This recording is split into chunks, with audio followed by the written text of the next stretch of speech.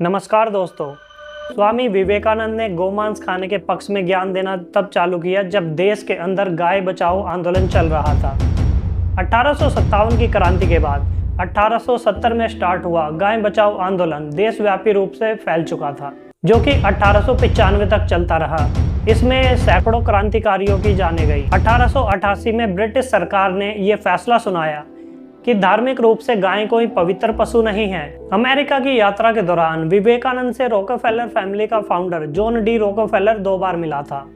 मुझे लगता है स्वामी विवेकानंद के ये वाक्य के बाद कि गोमांस खाना सनातन धर्म का हिस्सा है, इसके बाद रॉकफेलर ने विवेकानंद के साथ मीटिंग की थी। विवेकानंद साहित्य में बताया गया है, विवेकानंद से मिलने के बाद रॉकफेलर में काफी बदलाव आए थे और वो धार्मिक संस्थाओं को दान देने लगा था। दरअसल रॉकफेलर 15 वर्ष की आयु से ही चर्च को दान दिया करता था। उसकी लेजर की एंट्रियां बताती है कि वो जितना कमाता था उसका 6% चर्च को दान दिया करता था और 20 वर्ष की आयु तक आते आते उसने अपने दान का हिस्सा 10% तक बढ़ा दिया था और फिर जैसे जैसे उसकी कमाई बढ़ती चली गई उसके अनुपात में उसने दान भी बढ़ाना चालू कर दिया था। स्वामी विवेकानंद के बारे में कुछ ऐसे तथ्य जिन्हें नागरिक नहीं जानते हैं। स्वामी विवेकानंद यात्रा करते समय अपने साथ 2 पुस्तकें रखा करते थे, गीता और इमिटेशन ऑफ क्राइस्ट। विवेकानंद का मानना था कि व्यक्ति को ये दोनों पुस्तकें जरूर पढ़नी चाहिए और इस तरह विवेकानंद सनातन धर्म के साथ साथ बाइबल का भी प्रचार किया करते थे। उन्होंने इमिटेशन ऑफ क्राइस्ट का अनुवाद भी किया था और वो इसे बहुत बड़ा खजाना भी मानते थे। द इमिटेशन ऑफ क्राइस्ट ईसाई जगत का एक बहुमूल्य खजाना है। ये एक महान पुस्तक है। द इमिटेशन ऑफ क्राइस्ट का अनुवाद कुछ इस प्रकार है।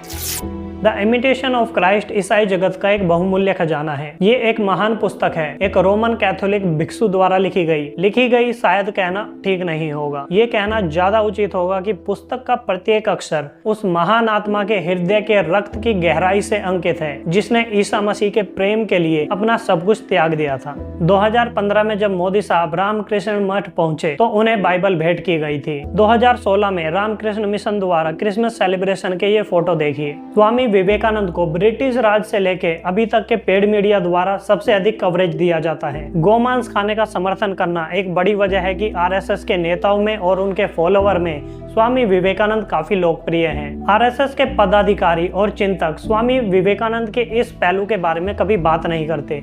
वो इस पहलू को छुपाए रखना चाहते हैं। इस तरह की सिलेक्टिव इंफॉर्मेशन देना ठीक बात नहीं। स्वामी विवेकानंद के जीवन के सभी पहलुओं पर बात करनी चाहिए। स्वामी विवेकानंद के गोमांस के समर्थन में आपको उनकी स्टेटमेंट उनकी बायोग्राफी में मिल जाएगी। विवेकानंद साहित्य वॉल्यूम 5 पेज नंबर 70। इस भारत में एक समय था जब गोमांस खाए बिना कोई ब्राह्मण नहीं रह सकता था।